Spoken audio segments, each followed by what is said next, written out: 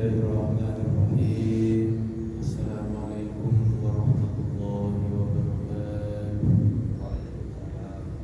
Bismillah, alhamdulillah, wassalatu wassalamu ala rasulillah Sayyidina wa maulana Muhammad ibn Abdillah wa ala alihi wa sahbihi wa mawala wa la hawla wa la quwwata illa billah. Wa la subhanaka la ilma lana illa ma 'allamtana innaka antal alimul hakim. Rabbi shrah li sadri wa yassir li amri wahlul 'uqdatam min lisani yafqahu qawli.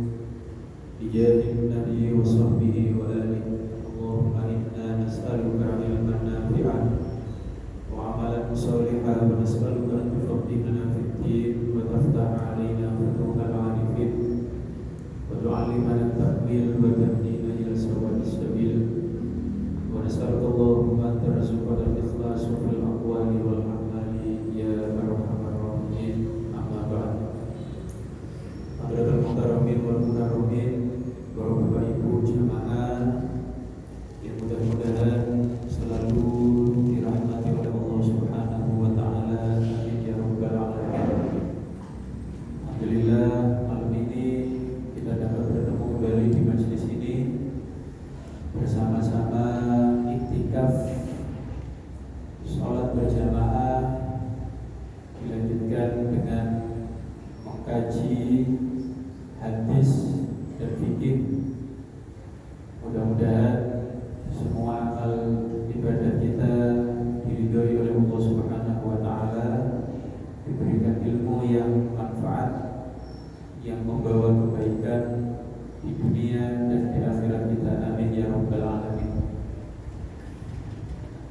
Ini adalah Jumat terakhir dari bulan Syawal. Jadi insyaallah kita mulai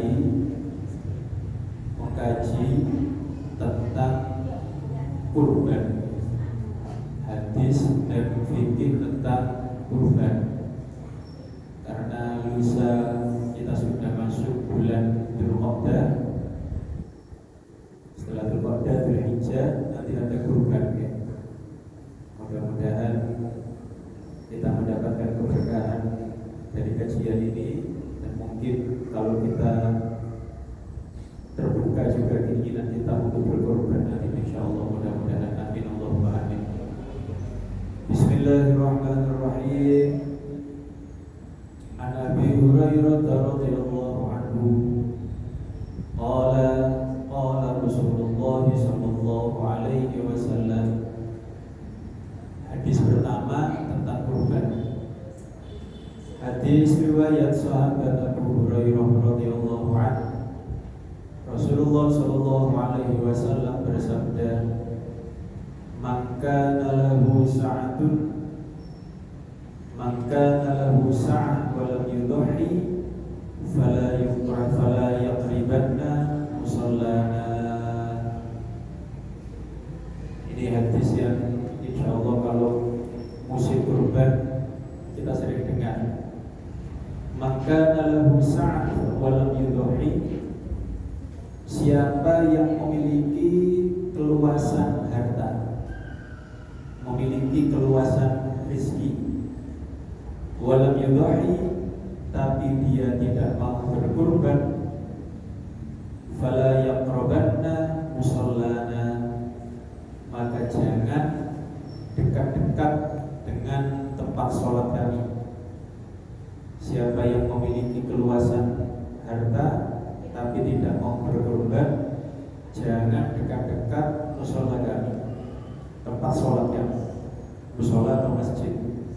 Rawahu Ahmad, hadis diriwayatkan oleh Imam Ahmad wa Ibnu Majah, dan Imam Ibnu Majah. Ini hadis yang penting sekali ya.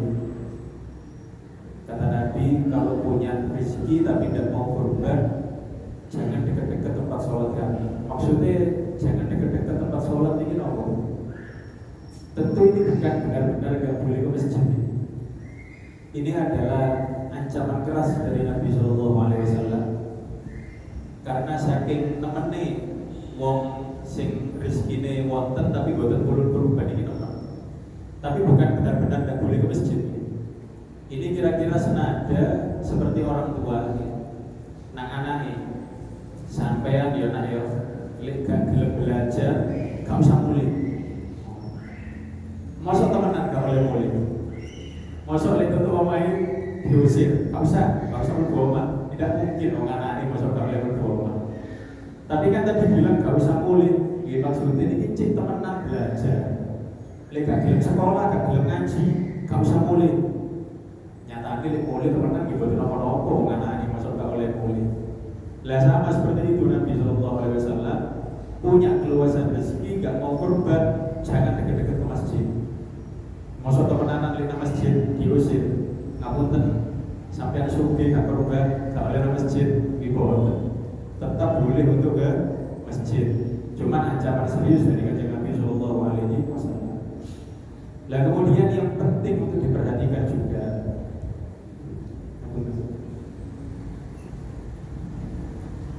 yang diancam sama Nabi Shallallahu Alaihi Wasallam ini adalah bukan diancam ya, yang diperingatkan betul oleh Nabi ini, orang yang punya keluasan rezeki tidak mau kurban. Dan penting sekali kita pahami, kurban ini kan ada miripnya dengan haji. Ada miripnya tapi juga ada bedanya ya. Kadang-kadang semuanya dianggap mirip padahal ada bedanya juga. Yang sering orang salah kaprah, kurban dimiripkan dengan haji dalam hal seumur hidup sekali. Dan ini salah. Kalau haji iya seumur hidup sekali, kalau kurban tidak. Kurban itu sunnah setiap tahun.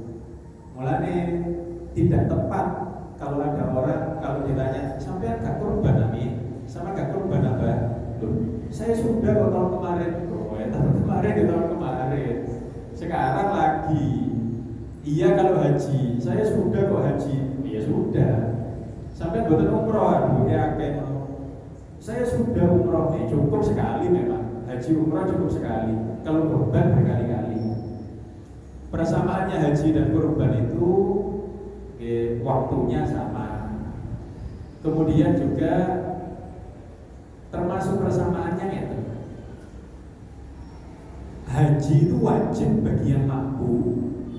Kurban sama, sunnah bagi yang mampu. Dan kita tidak ada tuntutan untuk memampukan diri. Nah ini yang harus dipahami betul. Wajib bagi yang mampu haji, sunnah bagi yang mampu kurban, dan tidak ada tuntutan untuk memampukan diri. Sampean wis mulai kerja harus menyisihkan harta. Buat apa? Buat haji.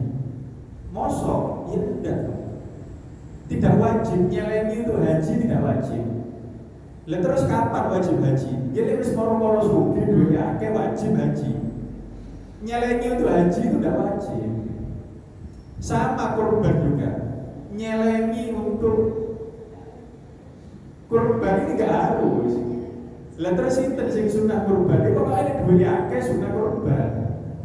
Kalau tidak punya uang ya tidak dituntut untuk nyelengi. Jadi iso kurban boten. Makanya inilah yang disebut dengan tipuan setan dan hawa nafsu ini.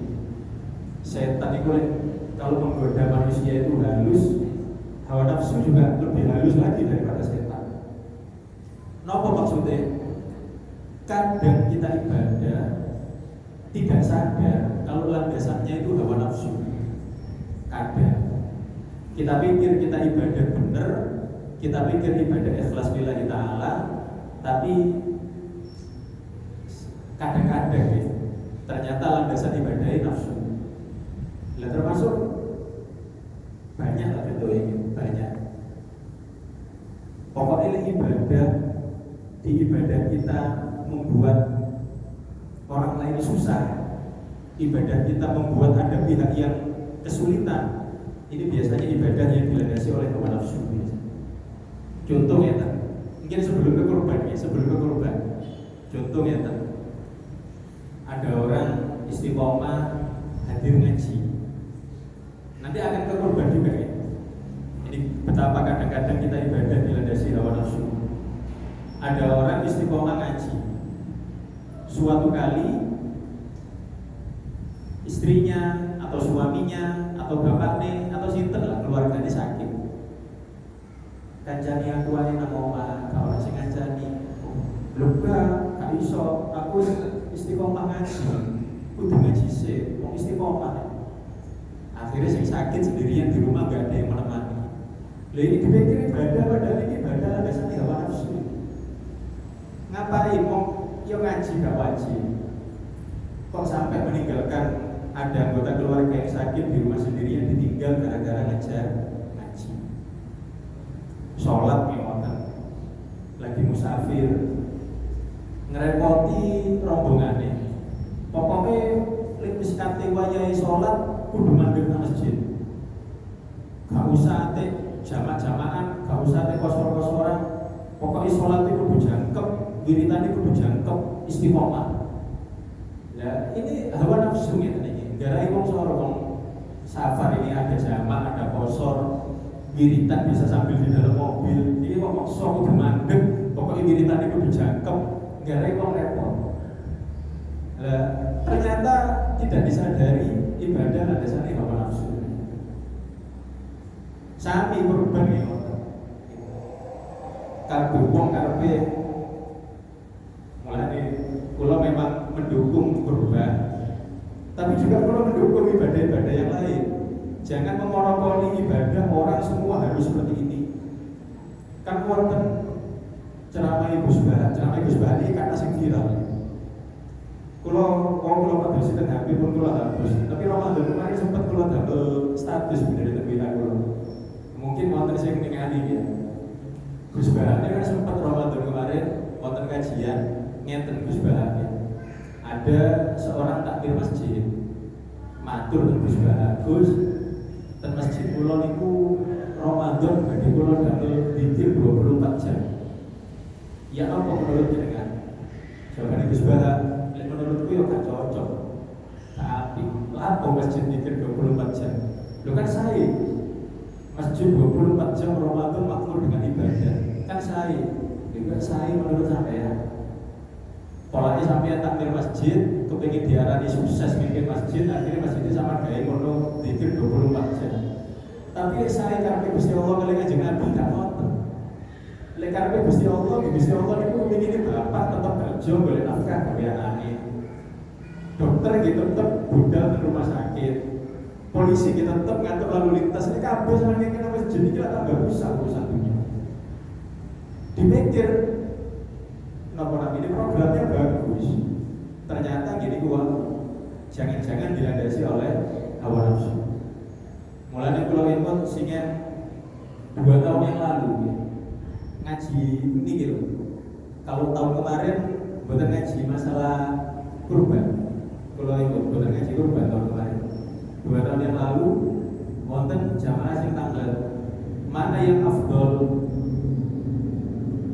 nyalengi gawe apa namanya kurban atau sedekah subuh setiap hari kan wonten. Dia udah jawab ya dua-duanya pun di sini ikhlas wonten mawon. Jangan maksa orang melakukan ibadah yang dia tidak suka. Kan wonten kan kita pernah bahas juga sebelumnya Imam Malik juga dawuh Imam Malik innallaha qasamal a'mal kama qasamal arzaq. Allah bagi amal seperti bagi rezeki. Ada yang suka di sini, tidak suka di sini ya betul apa nopo. Wonten sing senengane salat nggih salat. Sing senengane poso nggih monggo poso. Senengane sedekah nggih monggo sedekah. Jangan orang kabeh dituntut kudu kaya aku. Kudu seneng ngaji. Aja orang gak bisa ngaji, dengan seneng ngaji gak bisa. Kudu kaya aku.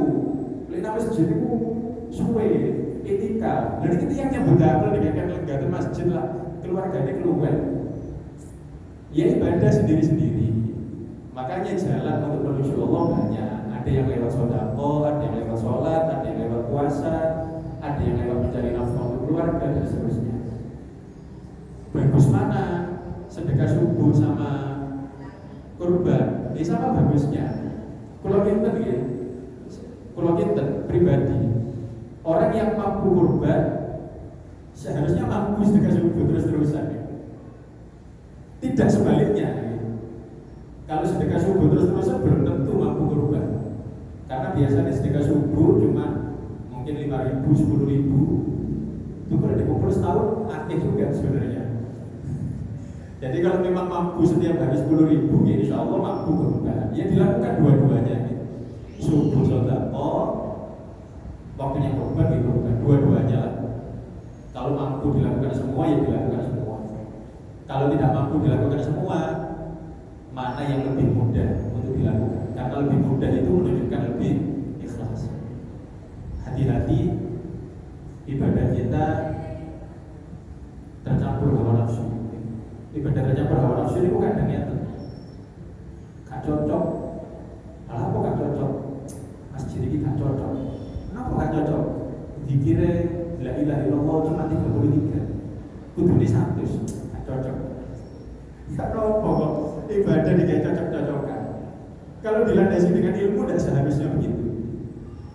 Kalau dilandasi ilmu ya gak masalah. 33 kita ini ditambahin dikit. Gak cocok apa masjid ini. Nopo gak cocok? Kalau masih ini tapi gak mulu. Sampai bayari lah kalau masih ini mulu. Gak cocok pelari. Kadang di wonten. Mungkin kalau jenengan diberikan ikhlas dalam beramal, ikhlas dalam berucap. Nah, ini memang Nabi memang ngancem wonten. Siapa yang punya keluasan rezeki nggak mau kurban, maksudnya dekat-dekat dengan masjid.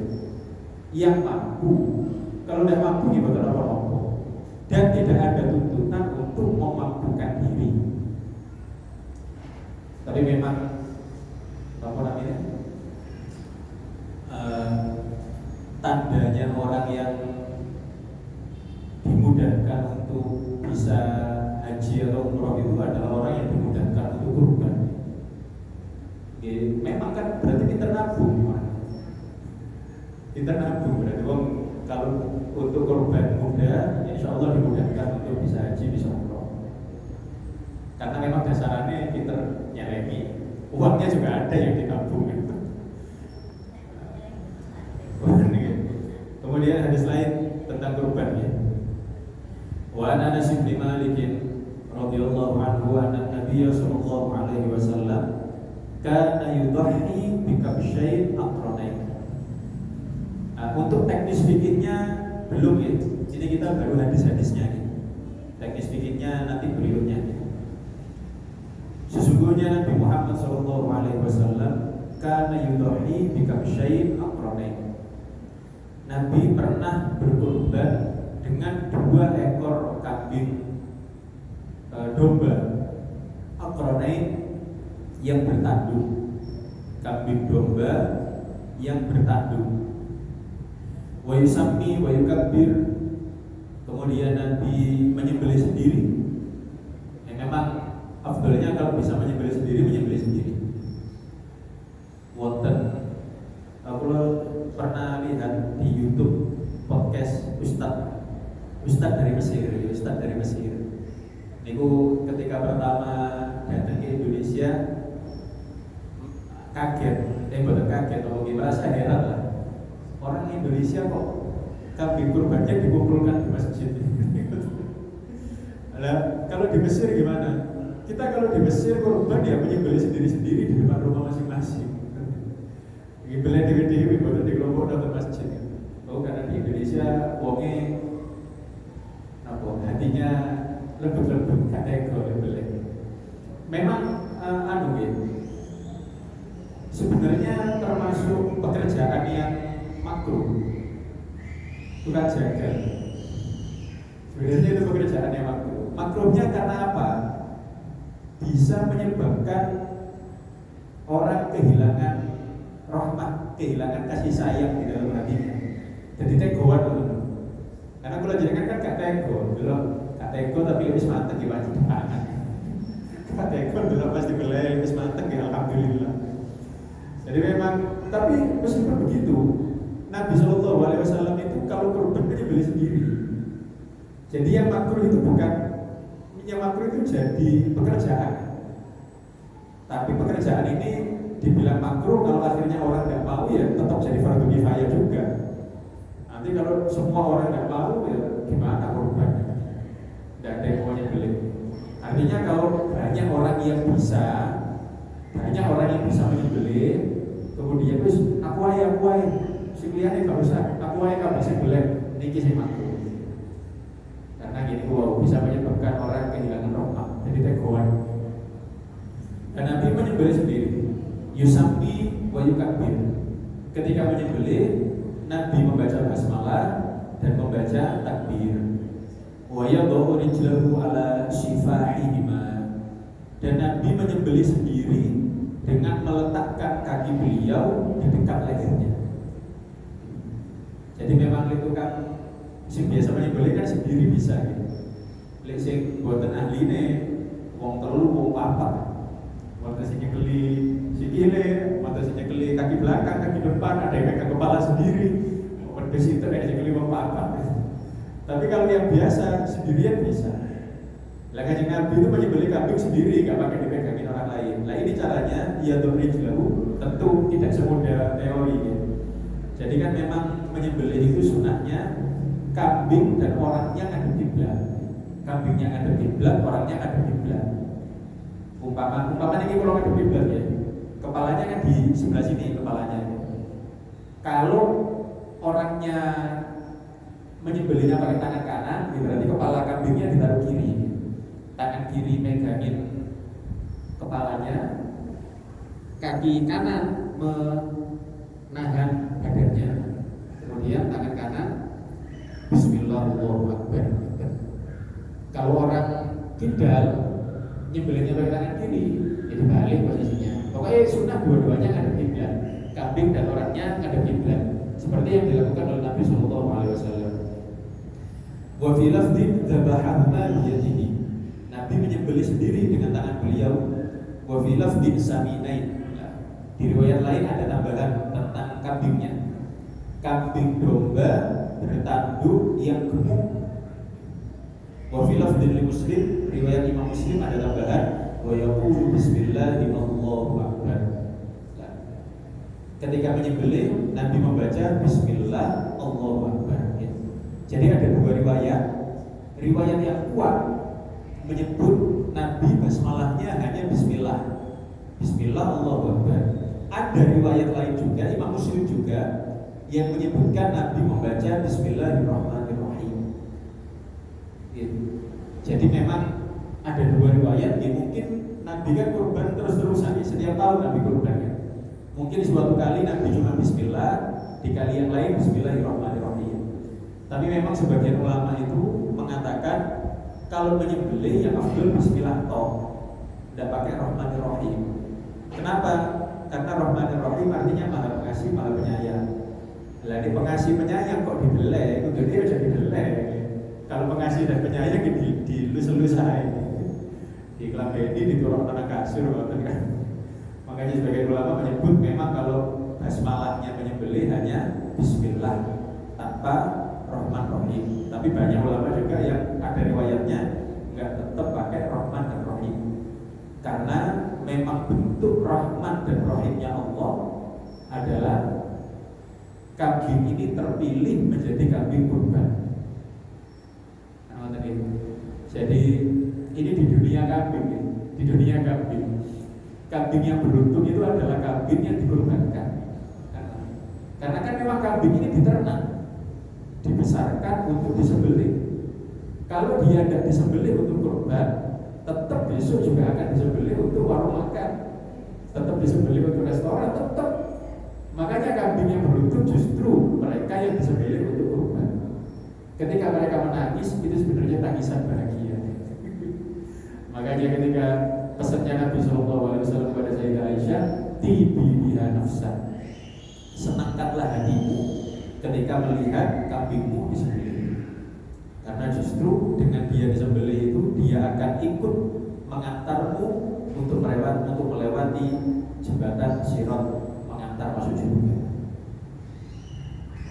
Dua hadis sebelum dilanjut, barangkali wonten sing badhe ditambahkan monggo. ada suatu desa punya masjid dan punya NU. Nah, ini masjid mengadakan pemotongan kurban, NU juga mengadakan kurban. Ini sering oyok-oyokan rebutan antara NU-nya dengan masjid ini. Ini kita nafsu nggak? Kalau ibadah kita membuat orang oyok-oyokan, membuat orang bertikai, nah itulah tandanya ibadah yang dilandasi hawa nafsu biasanya. Tapi kita tidak menghukumi orang lain. Kalau terjadi pada kita saja. Kalau terjadi, kita jangan begitu. Kalau ada orang lain begitu ya harus mungkin punya alasan tersendiri. Tapi kalau kita ya bisa jangan begitu. Kita ini kan mau ibadah. Kita ini mau kurban, ini kan mau ibadah. Kenapa kok ibadah kita malah bikin orang saling kelahi, buta kelahi? Kok kita mau ibadah kok kira orang mau kelahi, ini gimana? Kalau ibadah ya damai, ibadah ya tentram, nggak menyusahkan orang lain, nggak bikin orang lain gontok-gontokan.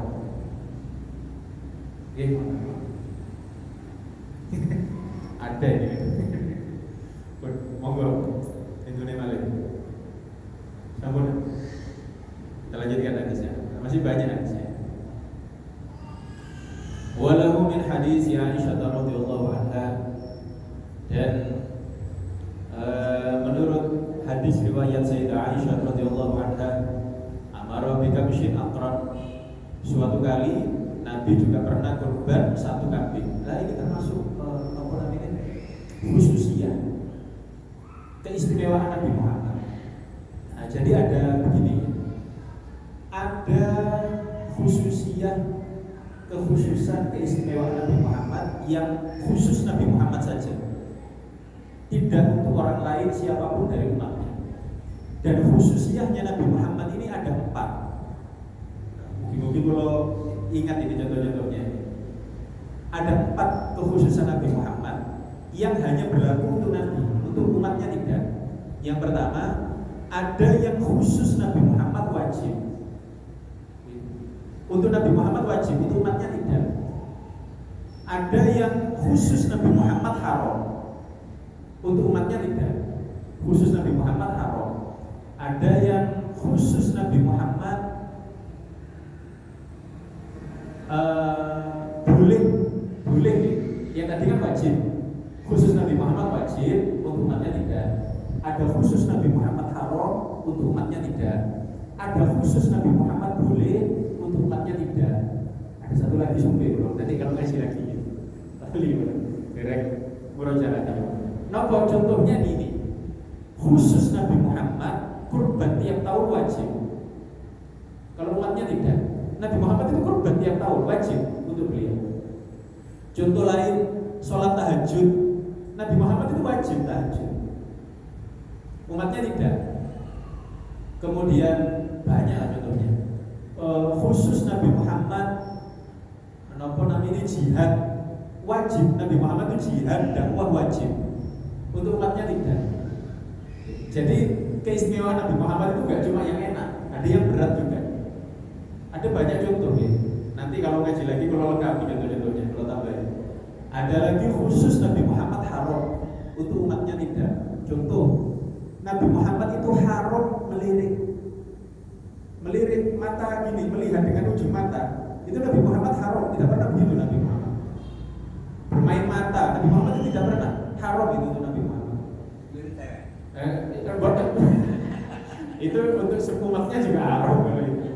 Melihat dengan ujung mata, Nabi Muhammad melihat dengan ujung mata itu haram.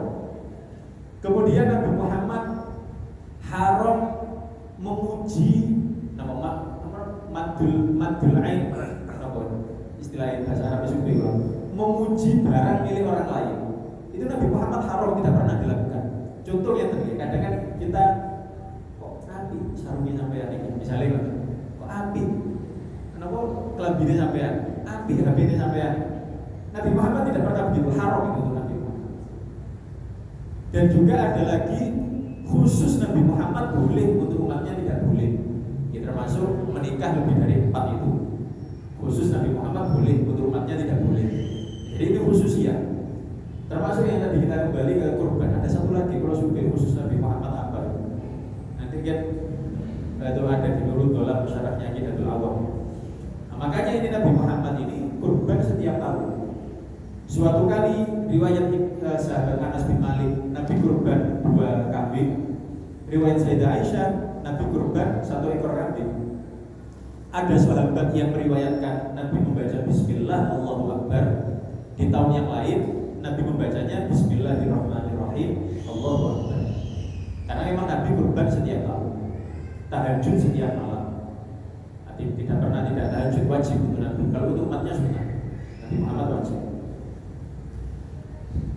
Suatu kali Nabi SAW berkorban dengan 1 ekor domba. Nabi selalu domba akron, bertanduk.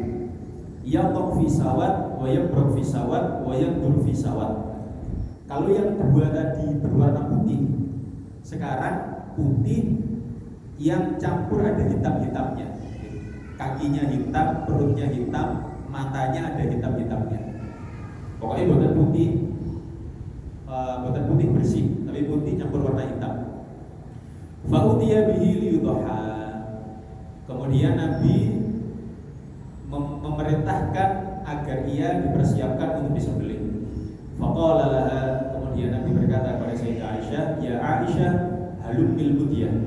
Wahai Aisyah, ambilkan pisau.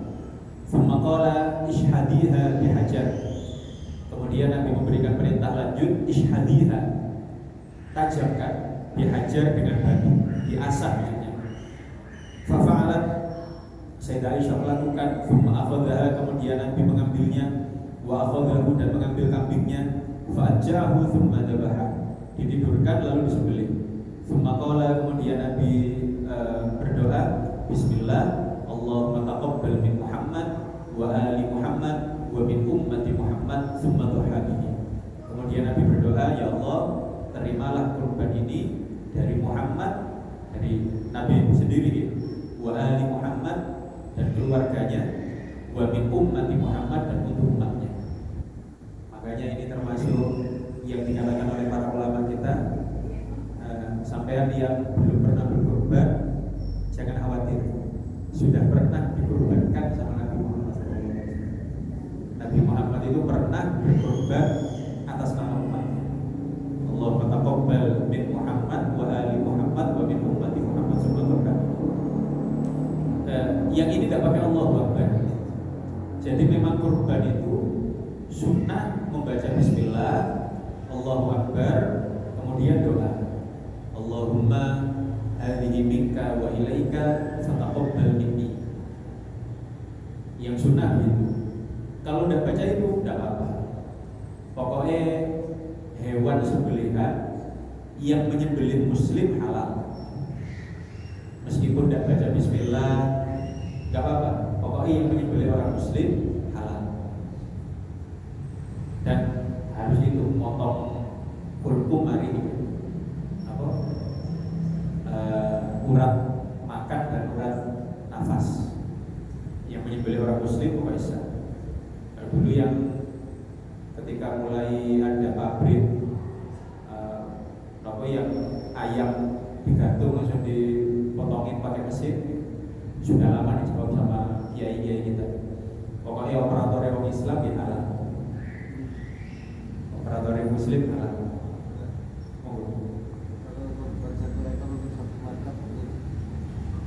Kurban itu kan sunnah kifayah. Yang mutamat mazhab kita, mazhab Syafi'i mengatakan kurban satu kambing satu orang. Satu kambing satu orang. Makanya ini sebagian ulama yang berpendapat itu. Entah ini komentarnya Syafi'i yang bagaimana. Bisa jadi seperti yang tadi. Seperti yang tadi apa maksudnya? Bisa jadi ini khususiyahnya Nabi Muhammad. Kan kebetulan nanti kita bahas khususiyah tadi. Mungkin ulama kita Syafi'iyah mengomentari begitu. Ini khusus Nabi Muhammad ini. Untuk yang lain ya satu kambing satu orang. Lagian juga sunnah kifayah. Kalau satu keluarga ada satu orang yang berkorban, maka tuntutan untuk keluarga itu sudah lepas. Jadi ya semuanya tetap otomatis dapat pahala. Kurban untuk satu orang, keluarganya dapat pahala semua. Mata balik itu nih. Seperti kata bahwa yang paling bagus kurban itu 1 ekor utuh, bukan patungan. Ya, seperti kambing. Kemudian dari panitia setelah melihat kenyataannya dengan uang yang sama, kalau diberikan kambing itu paling tinggi dapat daging hanya 8 kilo per ekor. Tapi kalau kita patungan per orangnya bisa 20 kilo. Sehingga satu sapi 140 kilo dagingnya. Jadi sebab itu tanya saya, kita korban itu untuk membagi dagingnya atau bagaimana? Sehingga panitia itu menganjurkan untuk berpatungan, sehingga nanti hasilnya dagingnya banyak, Pak. Memang mayoritas ulama itu mengatakan yang afdal itu memang kambing, karena Nabi Muhammad kurbannya pakai kambing. Dahulu Nabi Ismail Allah tebus ketika mau disembelih Nabi Ibrahim juga dengan kambing. Jadi memang para ulama itu menyebutkan yang afdal kambing. Tapi yang penting untuk difahami hadis tadi ini, kambing saminain, kambingnya gemuk, tapi sepertinya lemur-lemurnya kambing tetap kalah sama sapi. Nah, di sini kemudian ada pendapat ulama yang bisa kita pakai juga. Ulama ini kan kemudian, kenapa sih Nabi Muhammad kok kurban pakai kambing yang gemuk? Karena memang tujuannya itu agar dibagi-bagi. Makanya Nabi pakai yang gemuk. Jadi yang diprioritaskan itu bukan kambingnya, tapi jangan cuma lihat kambing, tapi kambing yang gemuk, karena agar bisa dibagi-bagi.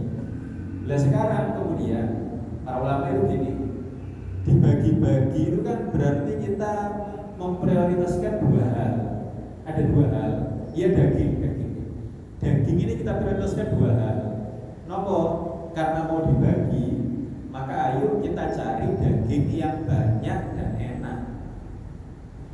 Kan mana yang lebih banyak dan mana yang lebih enak?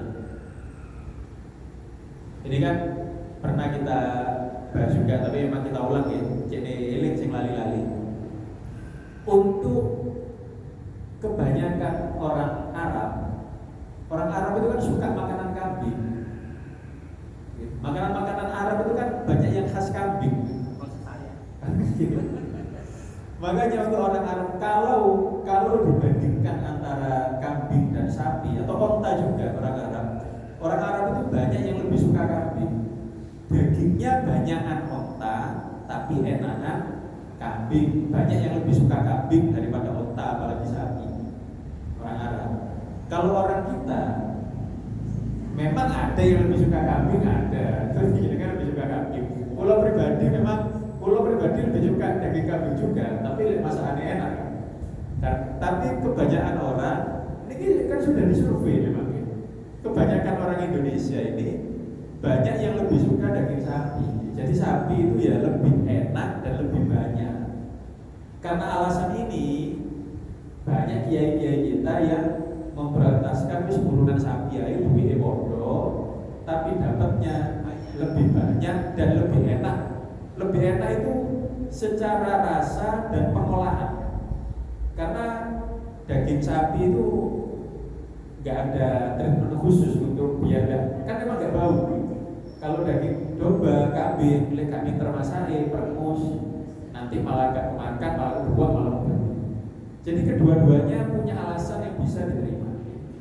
Kalau Anda kenapa lebih suka kambing? Ya, ngajeng kambing, ya saya kambing, ya silakan. Sing senengane urunan patungan sapi, ya agar dapat lebih banyak. Kemudian panitia gimana? Ya panitia tidak usah ngatur. Orang sukanya apa ya sudah. Sing senenge kambing ya biar kambing, yang senenge sapi ya biar sapi. Betul nopo-nopo nggak usah diarahkan. Cuman itu tadi tetap diberitahu apa namanya konsekuensi dari pilihannya. Kalau sampai pilih kambing, nanti dagingnya sedikit.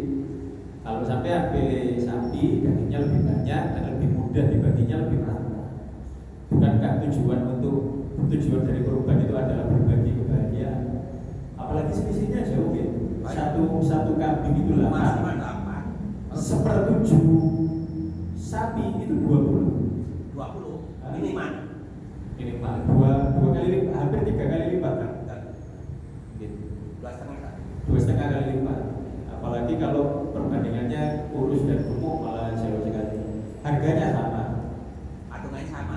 Patungannya sama. 3,5 kambing dengan patungan sapi sama. Di beberapa tempat sudah keluar angkanya 3,5. Mereka sudah dikeluarkan angkanya. Kalau di letak 3,4. Oh, berarti sekitar 3,5. 3,4, 3,5. Terus ketentuan pembagian itu tidak ada aturan. Untuk semua orang muslim, bahkan sebagian ulama mengatakan yang non muslim juga boleh. Katakan kita satu kambing, ya sebagai ada 5 orang kita kasih. Boleh. Boleh. Kurban ya, kurban. Kan kalau dipakai kambing satu RT ya cuma setengah kilo kurang. Kesepakatan. Gak terasa. Agar kurban itu sah, ini mulai masuk ke teknis ini. Agar kurban itu sah, yang penting ada sebagian darinya. Ini tapi ada wajibnya gitu. Agar kurban sah, harus ada sebagian dari kurban itu kita berikan kepada satu orang miskin dalam keadaan daging mentah. Jadi satu kambing ambil segenggam, entah setengah kilo, entah seperempat juga, kasih ke orang miskin. Ini kurban saya, sisanya bebas. Kadang saya lihat selama ini semua masjid mengadakan kurban. Kita Campur. yang kelihatan kan waktu sampai jauh ya. Nah orang yang jauh itu kadang dapat dari sini, dari sini. Nah kita sendiri sekitar sedikit akhirnya. Pada kayak katakannya di sana jauh, tapi pas di sana dapat, ini dapat. Kalau kita bagi hanya seputar kan lebih. Memang ya afdalnya begitu untuk warga sendiri saja. Masjid ini untuk warga sini saja. Dan kalau khawatir kebanyakan, ya kalau kebanyakan biar dikasihkan ke orang lain oleh masing-masingnya. Nah kenyataannya di sekitaran banyak yang tidak dapat gitu. Nah itu ya, berarti itulah tanggung jawab dari panitia. Memang apa namanya kalau disembelih sendiri itu memang lebih mudah pembagiannya, lebih mudah, semuanya lebih mudah. Kan kambing kita sembelih sendiri, tapi tidak semua orang bisa itu. Mungkin itu tadi kan, mungkin penyembelih bisa mulit ini sih buat saged. Akhirnya pasrah ke masjid, ya. Panitianya kalau memang membuka ya harus bertanggung jawab, distribusinya, kemudian keabsahannya juga harus diperhatikan. Jadi kita tidak mementingkan banyaknya pembagi. Kadang sampai jauh sana tapi di dekat harga sebagian orang kurang mampu tidak dapat. Akhirnya ada konflik suara-suara. Yang kalau sering disambati kali warga warga-warga yang bukan penduduk asli, warga-warga yang ngekos, kontrak, biasanya dilewati atau diparingi. Jadi mereka sering sambat lewaya tadian melok ditarik, lewaya pembagian gak umah. Jadi saat-saat orang yang bukan penduduk asli disakan, waya iuran RT, iuran nopo dijalui, waya ada korban diutamakan penduduk dulu mereka nggak dapat. Ya gimana caranya emang panitia ini bijak, bisa membagi, bisa rata. Terutama jamaah gitu ya. Oke, ngeten kan. Menutup ya sudah lama ya. Kalau betul sekarang karena kalau tidak pernah jadi panitia dan betul nanti ke panitia ya. Orang mudhahi, orang yang berkorban itu kan memang boleh dia request. Saya minta kepalanya, saya minta memang begini. Oh dan ada catatan ya. Ini harus dikasih, ini ada. Mungkin memang boleh begitu. Untuk yang berkorban boleh. Saya minta kepala sama kaki 4, kemudian sama apa punggungnya itu namanya. Terus dibagi itu Kalau nggak korban kalau nggak korban request ya nggak pantas ya. Korban request. Yang korban boleh. Dan ini memang kalau korban itu banyak ya, banyak daging.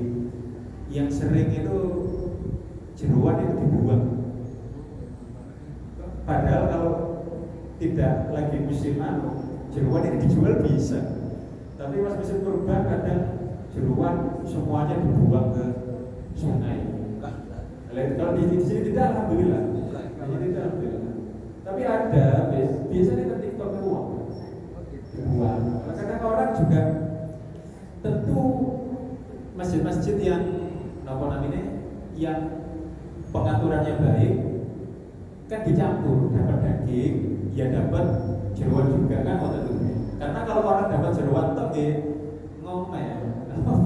Malah di kampung saya itu lulah dibagi-bagi. Oh malah bagus bisa tulang-tulangnya juga. Ya, nanti kok sekalian. Itu bagus gitu. Alhamdulillah kalau memang ada panitia yang pemahamannya tentang pembagian kurban bagus ya alhamdulillah. Karena terjadi di beberapa tempat dibuang tulangnya, dibuang jeroannya, kulit yang dijual. Insya Allah nanti kita lanjut di pertemuan berikutnya. Atau daging korban dimasak untuk panitia boleh nggak? Nggak boleh. Setelahnya kan? Iya, Sebelumnya nggak boleh. Iya, yang ditanyakan kalau sebelumnya nggak boleh. Jadi kalau di tempat saya Pak, itu kok kenapa ya? Saya ada tanya.